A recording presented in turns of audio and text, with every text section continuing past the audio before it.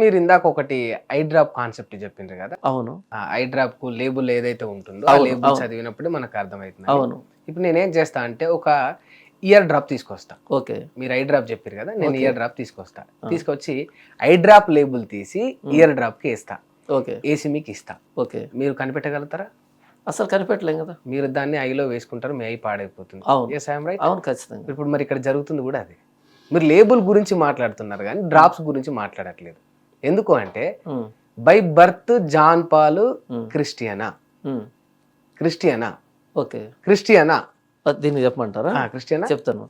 By birth ఎవరు Christian కాదు. కాదు. ఎందుకు బై బర్త్ క్రిస్టియన్ ఎవరు ఎందుకు కారు అని అంటే బైబిల్ చెప్పిన మాట, క్రిస్టియన్ ఎప్పుడు అవుతారు అంటే అపోస్తలుల కార్యాలు 2వ అధ్యాయంలో పేతురు దగ్గరికి యూదులు వచ్చి ఒక మాట అడుగుతారు.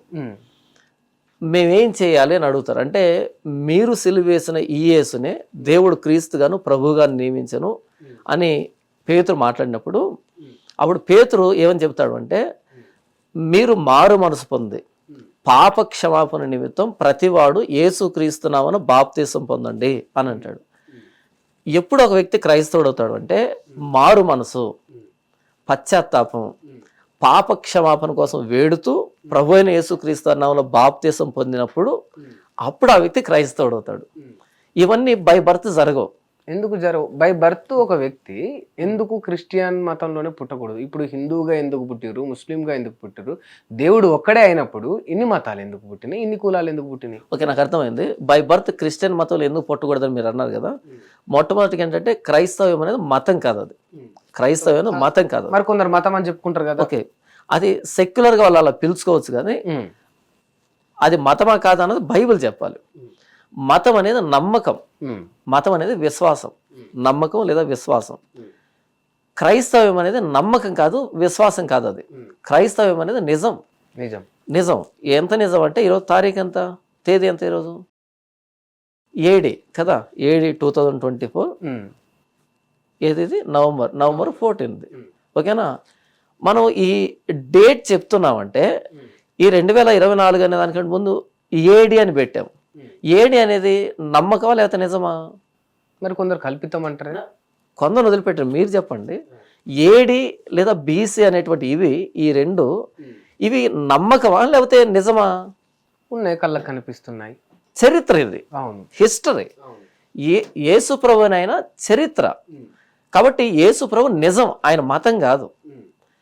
కాబట్టి క్రైస్తవ మతం అని మీరు అన్నారు కదా, క్రైస్తవ మతం కాదు, నిజం, చారిత్రాత్మకం. క్రైస్తవం నిజం. నిజం. మరి నిజమే అయినప్పుడు ఈ భూమి మీద మీరు చెప్తున్నట్టు ఇప్పుడు ఏ బీసీల నుంచి ఉన్నప్పుడు ఉన్నాయనుకుంటే యేసుక్రీస్తు ఈ యొక్క జీసస్ ఇదంతా నిజమే అయితే మరి ఈ ముస్లిము, హిందూ, సిక్కు, సాయి ఇవన్నీ తర్వాతనే వచ్చి ఉండాలి మీరు అన్న ప్రకారం. మరి నిజమే ఉన్నప్పుడు అబద్ధాలు ఎట్లా పుట్టినాయి? నిజం ఉంది కాబట్టి అబద్ధం పుట్టింది. పుట్టకూడదు. మరొకసారి మామూలు మనుషుల మధ్యలో చెప్తాను. దేవుడికి అపోనెంట్ కి అబద్ధం ఎట్లా పుట్టింది? దానికి చెబుతాను. ఆదికాండం అని బైబిల్లో మొదటి పుస్తకం. అది ఆదికాండంలో మొదటి పుస్తకం ఏంటంటే, దేవుడు మానవుడిని తయారు చేసిన తర్వాత, పురుషుణ్ణి స్త్రీని చేసిన తర్వాత దేవుడు వారి వరకు ఒక ఆజ్ఞ ఇచ్చాడు.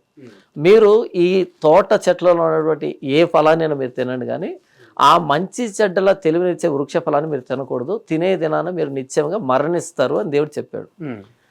ఆ చెప్పినప్పుడు దేవుడు లేనటువంటి సమయంలో అపవాది వచ్చి ఆ మానవులతో చెప్పిన మాట ఏంటంటే, మీరు నా మాట వింటే నేను మిమ్మల్ని దైవములుగా చేస్తాను, దేవుళ్ళుగా చేస్తాను అని చెప్పడం జరిగింది. అబద్ధం చెప్పడం జరిగింది.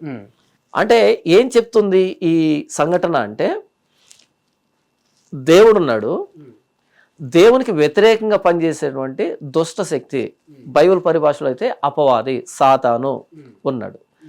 దేవుడు ఆ చెట్టును చూపించి ఆ ఫలాన్ని తిన్నప్పుడు మరణిస్తారు అని చెబితే మానవుడికి, దాన్నే చూపించి అపవాది మీరు ఆ ఫలాన్ని తిన్నప్పుడు మీరు దైవములు అవుతారు, దేవుళ్ళు అవుతారు అనేటువంటి మాట చెప్పడం జరిగింది. అంటే ఒకే ఫలము, ఒకే విషయము, దేవుడిచ్చిన డెఫినేషన్ ఏంటంటే మరణిస్తారు అని, కానీ అపవాది ఇచ్చిన డెఫినేషన్ ఏంటంటే మీరు దేవుళ్ళు అవుతారు అని. కాబట్టి బైబిల్ ఏం చెప్తుందంటే, దేవుడున్నాడు, దేవునికి వ్యతిరేక దిశలో పనిచేస్తున్నటువంటి అపవాది శక్తి ఉంది. మీరు ఏమన్నారు అంటే నిజం ఉన్నప్పుడు అబద్ధం పుట్టకూడదు కదా అని. ఆదికాండం 3వ అధ్యాయం అని చెప్పమన్న మాట ఏంటంటే దేవునికి వ్యతిరేకంగా పనిచేసేటువంటి శక్తి ఈ లోకంలో ఉంది, దాన్ని అపవాది అంటారు. కనుక దేవుణ్ణి కనుమరుగు చేయడానికి, దేవుని దగ్గరికి మానవుని రాకుండా చేయడానికి ఈ అపవాది ఎప్పుడు నిరంతరాయంగా పనిచేస్తూనే ఉంటాడు. దేవుని నీతికి వ్యతిరేక దిశలో దుర్నీతిని నీతిగా చూపించేటువంటి అపవాది పనిచేస్తున్నాడు.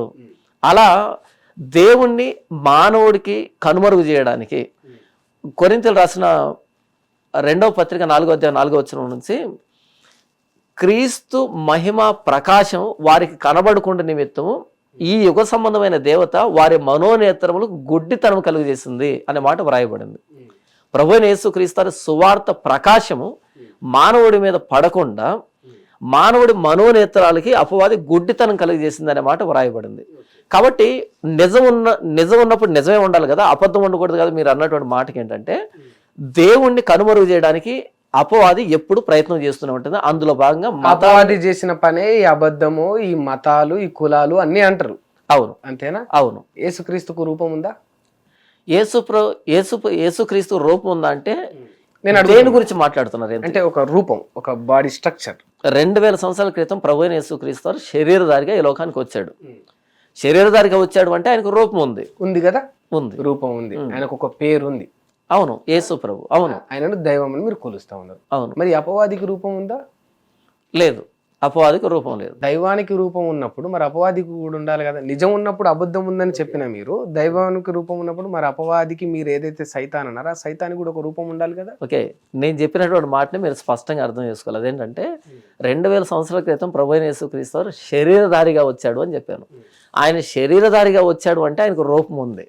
కానీ అపవాది శరీరధారిగా వచ్చిందని నేను చెప్పలేదు. అపవాది శరీరధారిగా రాలేదు. మరి ఎట్లా వచ్చాడు? అపవాది ఆత్మరూపిగానే ఉన్నాడు. ఆత్మరూపిగానే ఉన్నాడు. ఏలయనగా ఇప్పుడు కూడా సర్వైవ్ అవుతుంది. ఏలయనగా మనం పోరాడున్నది శరీరులతో కాదు కానీ ప్రధానులతోనూ అధికారులతోనూ అంధకార సంబంధమైన లోకనాథులతోనూ ఆకాశ మండలమందు దురాత్మల సమూహములతోనూ పోరాడుతున్నామని అపోస్తలుడని పౌలు మాట్లాడతాడు. ఏలయనగా మనం పోరాడుతున్నది శరీరులతో కాదు. శరీరులతో కాదు అంటే ఆత్మలు, దురాత్మలు అనేటువంటి మాట ప్రయోగం జరిగింది. కాబట్టి ఆత్మలకి రూపం లేదు. 2000 సంవత్సరాల క్రితం ప్రభువైన యేసుక్రీస్తు శరీరధారిగా వచ్చాడు కాబట్టి శరీరానికి రూపం ఉంది. ఆ రూపం ఇప్పుడు మనం గీస్తున్నటువంటి రూపం అయితే కాదు.